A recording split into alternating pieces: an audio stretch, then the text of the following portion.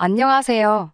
이미 지나간 일을 두 번 생각하는 성격이 아닌데 어쩌다 보니 이렇게 사연을 적게 되네요. 지나간 연인에 대한 소식을 들었거든요. 지금으로부터 2년 전 저는 사랑했던 남자친구와 파혼을 했습니다. 당시 제 나이 31살이었습니다.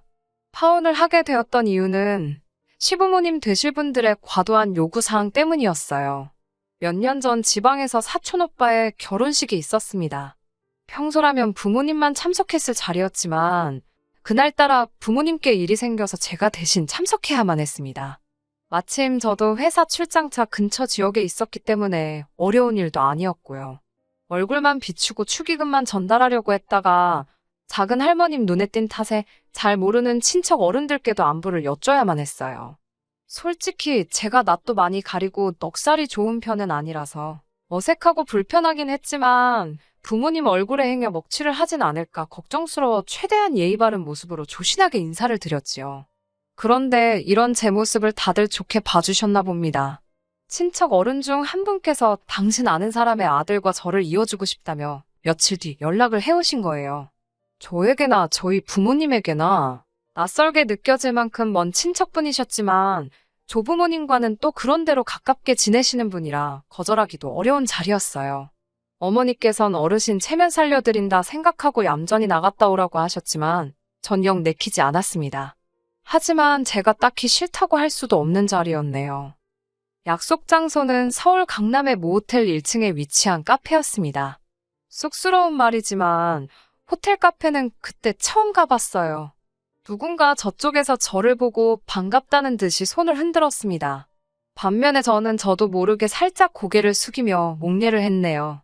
그 남자, 그러니까 친척 어른이 소개해주기로 한 사람이었습니다.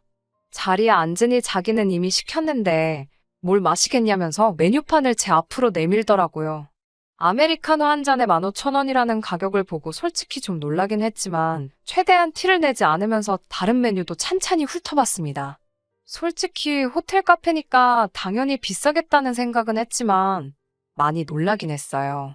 당시 제가 다니던 회사 근처 식당들 점심 식사가 보통 5,000원 정도였거든요.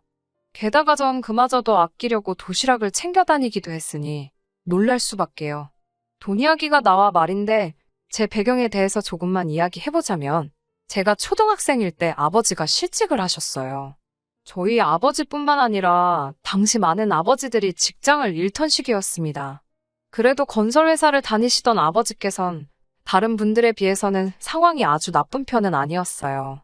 회사를 나오시면서 꽤 많은 금액의 위로금을 받으셨거든요. 하지만 위로금은 저희에게 아무런 도움이 되질 못했습니다. 훗날 어머니에게 듣기론 어떻게들 알았는지 몇몇 아버지의 지인들과 친구분들이 아버지께 돈을 빌려달라며 저희 집을 찾아왔답니다. 저희 아버지께선 남들에게 유난히 싫은 소리를 못하시고 거절도 못하세요. 게다가 주변 사람들 말을 정말 잘 믿으십니다. 그렇다 보니 가족이 아닌 사람들에게는 너무나 좋은 분이셨지만 정작 가족들을 힘들게 하시는 분이시죠. 그때도 그랬습니다. 사람들이 도와달라고 오니 모른 채를 못하셨던 모양이에요. 당연히 어머니께서는 절대로 안 된다고 하셨지만 그때만 해도 어느 집이건 어머니가 아버지의 고집을 꺾는 일이 지금만큼 쉽지가 않았어요. 결국 아버지의 고집대로 주변 사람들에게 돈을 빌려주셨답니다. 정작 저희 가족은 제대로 써보지도 못하고 말이지요. 어머니는 그 돈을 못 받을 거라 확신하셨고 아버지는 사람들을 뭘로 보냐면서 어머니께 화를 내셨대요. 그 싸움이 몇 번이고 반복되었고 결론은 어머니 말씀이 옳았습니다. 아버지의 돈을 가져간 사람들 모두 다 죽었는지 살았는지 아무도 모릅니다. 지금까지 단 한 명도 연락을 해온 사람이 없거든요. 그 이후로 몇 년 동안 저희 가족은 정말 힘들게 살았습니다. 아버지는 당신이 사람들에게 당했다는 사실을 한동안 인정하지 못하고 허송세월을 보내셨습니다. 그로 인해 어쩔 수 없이 어머니께서 식당 일과 건물 청소로 생계를 꾸리셔야 했고 저는 저대로 힘든 학창시절을 보내게 되었어요. 그나마 제가 대학에 들어갈 무렵 부모님 두 분이 함께 장사를 시작하시면서 상황이 좀 나아졌고 제가 직장 생활을 시작하면서 조금 더 괜찮아졌었다고 보시면 될 것 같습니다. 그렇다고 해도 주변의 평범한 중산층 가정과 비교하면 녹록지 않은 상황이긴 했지만요.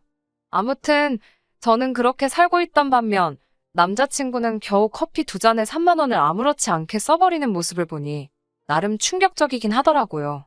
심지어 커피는 반도 넘게 남았고 카페엔 30분도 채 머물지 않았으니까요. 제가 무슨 생각을 하는지 아는지 모르는지 남자친구는 이제 저녁을 먹으러 가자더군요. 자기가 이미 예약도 다 해놓았다며 얼마 멀지 않은 곳의 일식집으로 저를 데려갔습니다. 언뜻 보니 한 사람당 25만 원도 넘는 식사였어요. 식당 안에는 손님이라곤 남자친구와 저밖에 없었기에 이런저런 대화를 나누기가 좀 편했습니다. 저는 불현듯 남자친구가 아까 호텔 카페에서 저를 어떻게 알아봤는지 궁금해졌습니다. 저는 남자친구의 사진을 보지 못했거든요. 그러자 남자친구가 사실 자기는 제 사진을 이미 봤었다고 하더군요. 결혼식 때 찍은 단체 사진에서 저를 보고 자기가 다리를 놔달라고 했답니다. 그제서야 왜 저를 잘 알지도 못하는 먼 친척어른께서 다리를 놔주신 건지 조금은 납득이 가더라고요. 그러면서 남자친구가 자기 집안 이야기를 꺼냈습니다. 남자친구 아버님께서는 부동산 임대업을 꽤 크게 하고 계시고 자기도 곧 그 일을 물려받을 거라면서 지금은 그 부동산들을 관리하는 일을 하고 있다고요.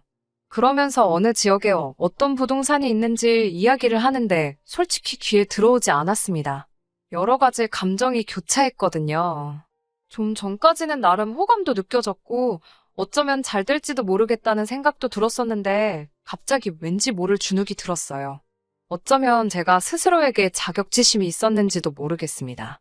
당시 제가 좋은 직장을 다니고 있긴 했지만 남자친구의 조건에 비하면 한없이 초라하게만 느껴졌거든요.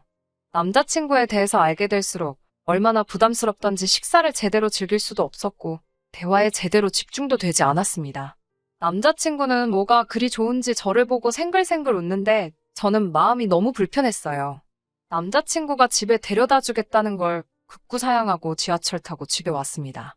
집에 도착하니 부모님께서 어땠냐고 궁금해하시며 물어보셨지만 대답할 힘도 없었어요.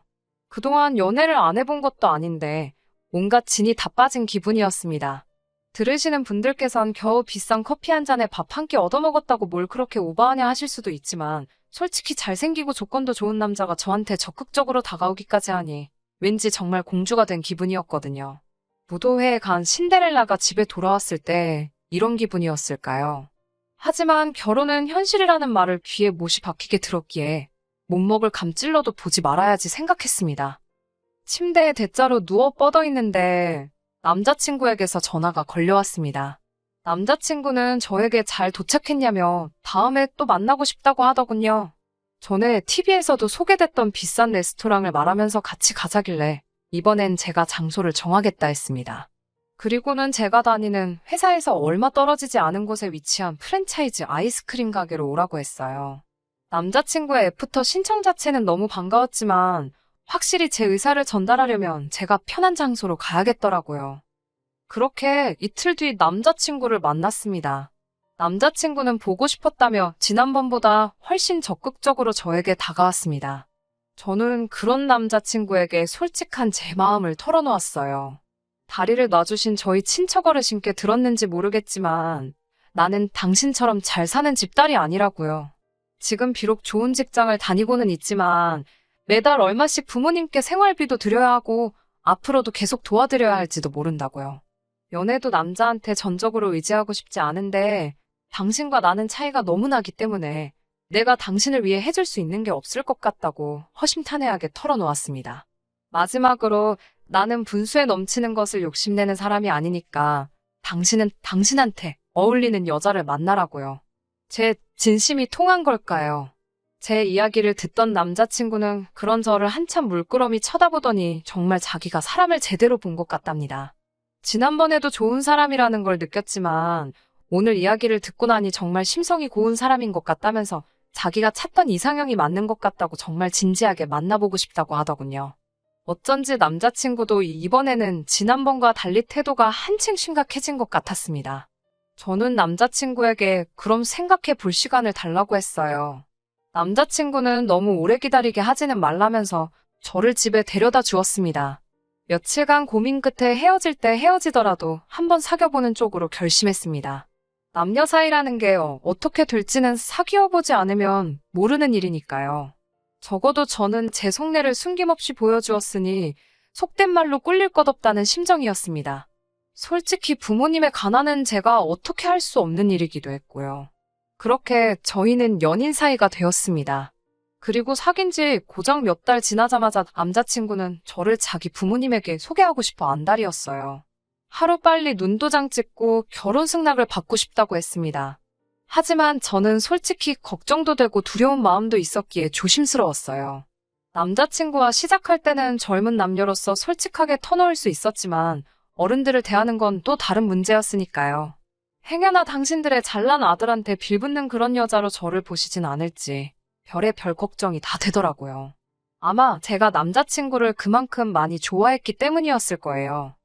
결국 사귄 지 6개월 만에 남자친구의 부모님을 만나게 되었습니다. 처음으로 남자친구 집에 갔던 날이기도 하고요.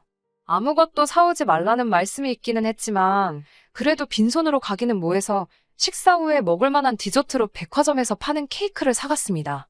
남자친구의 집은 연예인들이 살 것 같은 고급스러운 아파트였어요. 남자친구의 아버님은 풍채가 좋으시고 호탕하신 분이셨어요. 어머님께서는 약간은 차가워 보이는 눈매와 화려해 보이는 외모를 가지고 계셨습니다. 특히 어머님은 나긋나긋한 말투를 가지고 계셨지만 말수가 적으셨기 때문에 덩달아 저까지 더 조심스러워지더라고요. 사귀는 사람의 부모님을 만나는 건 살면서 처음이라 몹시 긴장되고 초조했습니다. 마치 가시방석에 앉아있는 기분이었어요. 게다가 느낌상 보아하니 두 분은 절 그다지 궁금해하지 않으셨는데 남자친구 혼자서 어지간히 저를 보여주고 싶어 했던 것 같더라고요. 그것도 모르고 온 제 자신이 한심하게 느껴지던 찰나에 어머님께서 저에 대해 이것저것 물어봐 주셔서 어찌나 감사했는지 모릅니다. 어머님은 제가 어디 학교를 나왔는지, 어디 직장을 다니는지와 같은 기본적인 것들을 궁금해 하셨어요. 제 생각이지만 어머님도 대화를 어떻게 이어나가야 할지 잘 모르셔서 저에 대해 아시면서도 물어보시는 것 같았습니다. 오히려 그런 게 인간적으로 보여 마음이 한결 편해지긴 하더라고요. 어머님께서는 당신 아들과 잘 만나줘서 고맙다며 부모님은 뭐 하시는 분들이냐고 물어보셨습니다. 제가 대답을 하려는데 남자친구가 저를 가로막으며 작은 사업을 하신다고 대답하더라고요. 제가 의아한 눈빛으로 남자친구를 쳐다보자 남자친구가 눈빛으로 마치 자기가 알아서 하겠다는 듯한 사인을 보내더니 사업하신다며 말을 돌리려고 들더라고요. 그냥 넘어갈 수도 있었겠지만 저는 그러고 싶지 않았습니다. 작은 거짓말이 눈덩이처럼 불어나면 얼마나 수습하기가 어려운지 주변에서 너무나 많이 봤기 때문이에요. 저는 어머님께 사업이 아니라 장사를 하신다고 솔직히 말씀드렸습니다. 남자친구가 제가 좋은 점수를 받았으면 싶어서 예쁘게 포장을 해주려고 그랬나 보다고요. 두 분이서 장사하신 지 이제 몇 년 안 되셨다고 설명했습니다. 그러자 어머님의 반응이 약간 떨떠름했습니다. 어머님께서는 어떤 장사인지 꼬치꼬치 물어보셨어요. 과일 장사라고 말씀드리니 어디서 하시는지, 한 달에 매상은 얼마나 되는지와 같은 구체적인 것들을 물어보셨습니다. 그렇게까지 구체적으로 물어보실 줄은 몰랐기에 솔직히 많이 당황스러웠던 것이 사실입니다. 그리고 솔직히 물론 남자친구 부모님께서 돈이 많으신 건 알고 있었지만 단 한 번도 그 돈이 어떻게 얼마나 많은 건지 제가 알아야겠다는 생각도 알고 싶다는 생각도 해본 적이 없었기에 어머님의 질문 공세가 불편했던 것도 사실이에요. 하지만 어찌됐건 제가 사랑하는 남자친구의 어머님이셨으니 잘 보이고 싶었기에 최대한 아는 선에서 성의껏 대답해 드렸습니다. 그 이후로도 몇 차례 남자친구 부모님과 만나 식사도 하고 커피도 마시고 왕래를 하며 지냈습니다. 이따금씩 어머님이 갑자기 호출을 하시는 일도 있었지만 저를 며느리감으로 인정하셨기 때문에 그러시는 거라고 생각했습니다. 물론 항상 기분이 유쾌하기만 했던 것은 아닙니다. 한 번은 어머님께서 친구분들과 시외로 바람을 쐬러 가고 싶다며 같이 가줄 수 있냐고 물어보셨습니다. 며느리가 운전하는 차 한번 타보고 싶으시다면서요. 저는 회사에 휴가까지 내고 어머님과 친구분들을 모시고 갔어요. 그때는 정말 며느리로서 인정받은 느낌이었습니다. 하지만 막상 도착하니 어머님께서는 당신들끼리 할 이야기가 있다며 저는 다른 테이블에서 식사를 하라고 하셨습니다. 그 자리에서는 기분 나쁘다는 생각조차 못했는데 집에 돌아와 곰곰이 생각해보니 어머님을 포함한 5분 중 그 누구도 저에게 거의 말을 걸지 않았다는 걸 깨달았습니다. 그리고 다른 분들께 저를 제대로 소개하지 않으셨다는 것도 깨달았어요. 하지만 그럼에도 불구하고 애써 스스로 어머님께 사정이 있으셨을 거라고 생각했습니다. 돌이켜보면 번번이 그런 식이었어요. 그래놓고 어머님은 항상 우리 며느리감은 순해서 좋다, 착해서 좋다는 말을 입에 달고 사셨습니다. 그런 가짜 칭찬에 속아 넘어간 저는 바보처럼 남자친구 부모님과 잘 지내고 있다고 믿었고요. 그러다 어머님으로부터 말도 안 되는 제안을 받게 되면서 정신을 차리게 되었네요. 정말이지 어찌 보면 어머님이 저를 살려주신 게 맞네요. 사귄 지 1년이 되던 날 저는 남자친구에게 정식으로 프로포즈를 받았습니다. 여자라면 한 번쯤 꿈꿔봤을 법한 그런 로맨틱한 프로포즈였어요. 언젠가 이런 날이 올 줄 알았기 때문에 당연히 기쁜 마음으로 프로포즈를 받아들였습니다. 저희 부모님도 정말 기뻐하셨어요. 당신들이 주지 못한 편안하고 안락한 삶을 남자친구가 가져다 줄 거라 생각하셨던 모양이에요. 남자친구에게 몇 번이고 고맙고 잘 부탁한다 하셨습니다. 이제 제 인생에는 정말 꽃길만 있을 줄 알았어요. 상견례를 앞두고 하루는 어머님께서 퇴근길에 집에 좀 들리라고 하시더군요. 평소에도 가끔 있던 일이라서 크게 신경 쓰지는 않았어요. 집에 도착하니 아버님도 계셨고 남자친구도 있었습니다. 어머님께서는 저에게 기분 나빠하지 말고 들으라며 어떤 서류 한 장을 꺼내 보이셨습니다. 요새는 결혼 전에 건강검진도 하고 이런저런 것들을 많이 확인하는 건 저도 들어봤을 거라며 계속 돌려서 뭔가를 설명하려고 하셨습니다. 그러자 보다 못한 아버님께서 서류를 건네주시며 저더러 대충 읽어보고 이름 쓰고 지장 찍고 사인하라고 하시더군요. 뭔가 하고 들여다보다가 첫 줄에 적힌 위자료 청구 포기각서라는 글자를 보고 저는 깜짝 놀랐습니다. 남자친구도 제 놀란 표정을 봤는지 원망스러운 표정으로 어머님과 아버님을 보면서 꼭 이렇게까지 해야 하냐며 한숨을 쉬더라군요. 서류를 읽어보니 한마디로 이혼할 때 이혼 사유에 관계없이 위자료를 청구하지 말라는 내용이었습니다. 아버님이 하신다는 말씀이 남자가 사업을 하다 보면 이런저런 구설수에 휘말릴 수도 있는데 그런 거 하나라도 꼬투리 잡아서 제가 이혼이라도 한다고 들면 서로 머리 복잡해진답니다. 따라서 그런 걸 미연에 방지하고자 작성해 놓는 서류니까 너무 크게 신경 쓰지 않아도 된답니다. 제가 무슨 말도 안 되는 소리냐고. 제가 물론 남자친구를 믿지만 그래도 사람 일이라는 건 모르는 건데 제가 어떻게 이런 서류에 사인을 하느냐고 받아쳤습니다. 그러자 이번엔 어머님께서 저더러 너 혹시 우리 집에 돈 보고 시집 오는 거냐고 물으셨어요. 당연히 돈 보고 오는 건 아니지만 막말로 남자친구가 바람이라도 피거나 어디서 자식이라도 나오면 어떻게 제가 맨몸으로 나가겠냐고 물었더니 저더러 그런 생각도 하고 사냐면서 무섭답니다. 옆에 있던 남자친구도 저더러 무슨 말도 안 되는 소리를 하냐면서 쓸데없는 소리 하지 말고 그냥 서류에 부모님 말씀대로 이름 쓰고 지장만 찍으래요. 이혼 안 하고 평생 행복하게 살면 문제가 될 일이 아니라고요. 아무리 생각해도 이유가 어떻게 됐건 저 혼자 말도 안 되는 서류에 사인을 해주는 건 억울한 생각이 들었습니다. 그러다 불현듯 어디선가 봤던 바람핀 남편이 아내에게 써줬다는 반성문이 생각이 났어요. 거기에서 차가 나요. 저도 남자친구에게 그러면 불륜 책임 각서를 써달라고 했습니다. 만에 하나 사업을 핑계로 불륜 시 저에게 위자료로 얼마를 지급할 것인지 정확히 명시해서 이름 적고 지장 찍어 달라고요. 그러자 이번엔 남자친구 부모님께서 하지도 않을 불륜에 대해서 왜 각서를 적어달라냐며 저더러 억지 좀 쓰지 말라더군요. 그러더니 어머님께선 저를 달래듯 말씀하시기를 제가 없는 집 딸임에도 불구하고 며느리로 들이기로 한 건 바로 제 성품 때문이라 하셨습니다. 고분고분하고 싫은 소리 안 하는 게 너무 마음에 들었답니다. 있는 집 딸들은 자기 주장이 너무 강하고 되바라져서 다루기가 힘든데 저는 시키는 대로 따라오니 너무 편했답니다. 그런데 갑자기 왜 이러는 거냐면서 일 복잡하게 만들지 말고 얼른 이름 적으라며 저를 달래시는데 그제서야 알겠더라고요. 저를 하나의 인격이 아니라 말 잘 듣는 강아지나 식모 같은 존재로 생각했다는 거려.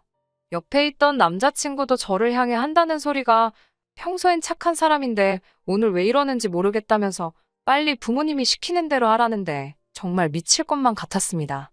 그동안 이 가족들이 절 어떻게 생각한 건지 제가 얼마나 등신같이 군 건지 알겠더라고요. 제가 이 집에 팔려오는 것 같아서 기분이 너무 더러웠어요. 마음 같아선 욕이라도 퍼부어주고 싶었지만 차마 그러지는 못하고 남자친구에게 헤어지자고만 했습니다. 대신 평생 자기 부모님을 원망이나 했으면 좋겠다는 아기를 가득 담아서 네 부모 때문에 헤어지는 거라고 확인시켜 주었습니다. 남자친구 부모님께도 어디서 얼마나 거지 같은 결혼 생활만 보고 듣고 겪으셨길래 이딴 서류부터 작성하게 만드시면서 아들의 결혼 생활을 시작하게 하시는지 참 불쌍하시다. 한마디 해드리고 그대로 그 집을 빠져나왔습니다. 그 이후로 남자친구에게 몇 차례 연락이 왔고 남자친구가 집 앞으로 찾아오기도 여러 번이었지만 이번만큼은 웬일인지 제 마음이 조금도 움직이지 않았습니다. 한 달쯤 지나서 친척 어르신이 연락을 해오셔서는 조심스레 남자친구의 안부를 전하시더군요. 상사병인지 뭔지 먹지도 자지도 못하고 누워만 있는다면서요. 그때는 제 마음이 살짝 흔들릴 뻔도 했지만 잘 참아냈습니다. 저희 부모님이 어르신께 소식을 전하시지 않으셨으면 좋겠다고 정중히 말씀을 드렸고요. 그러다 엊그제 자그만치 2년 만에 다시 그 사람의 소식을 듣게 되었습니다. 그 사람과 헤어지고 나서 저는 일만 하며 살았습니다. 덕분에 더 좋은 조건으로 이직을 하고 승진도 하여 그때보다 훨씬 나은 대우를 받으며 바쁘게 지내고 있었는데 그 사람은 완전히 망가졌더군요. 저와 헤어지고 얼마 지나지 않아 부모님의 권유로 비슷한 재력을 가진 여자와 결혼을 했나 봅니다. 그 여자에게는 그런 서류 같은 것도 받지 않았던 모양이에요. 그런데 얼마 지나지 않아 무슨 연유에서인지 이혼을 하게 되었는데 결혼 생활이 굉장히 짧았음에도 불구하고 위자료로 상당한 액수를 토해내야 했답니다. 게다가 아버님이 하시던 사업에서 탈세 사실이 발각되어 그 부분에서도 엄청난 과태료를 물게 되었고 여러 가지 일들이 있었나 봐요. 한때 그래도 연인이었던 사람이라 이런 소식을 들으면 가슴이 아플 줄 알았는데 아무렇지도 않은 걸 보니 사람 마음이 참 가벼운가 봐요. 아니면 제가 그때 받은 상처가 제 생각보다 훨씬 컸던 걸 수도 있고요. 아무튼 세상에 별의 별일이 다 있는데 그 일을 어떻게 극복해내느냐에 따라 더 크게 성장할 수도 있고 더 아래로 떨어질 수도 있는 것 같습니다. 아무튼 모든 일은 어떻게 받아들이고 행동하느냐에 따라 달린 것 같네요. 여러분도 매사 현명한 선택을 내리시길 바라겠습니다. 끝까지 들어주셔서 감사합니다. 오늘의 사연은 여기까지입니다. 구독과 좋아요, 알람 설정 부탁드리고 더 좋은 사연으로 다시 찾아뵙겠습니다. 감사합니다.